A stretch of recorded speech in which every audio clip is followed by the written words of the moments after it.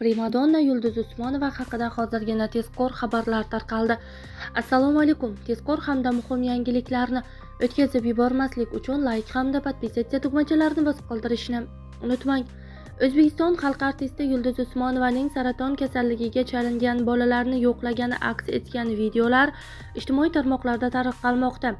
Videolarda xonanda o'z jamoasi bilan kasallik bilan kurashayotgan bolalar huzuriga syurpriz qilib kirib borib, ularning holidan xabar olgani aks etgan.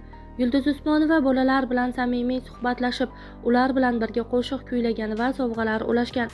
Xonanda bolalarni tushkunlikka tushmaslikka, umid bo'lmasdan Allohdan shifo so'rashga chaqirgan. Shuningdek, u ularga bu og'ir kasallikni albatta yengib o'tishlariga ishonish kerakligini aytgan.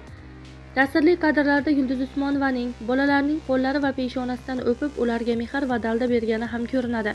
Xonandaning bolalar holidan xabar olib, ularga quvonch ulashgani ijtimoiy tarmoq foydalanuvchilari tomonidan iliq kutib olindi.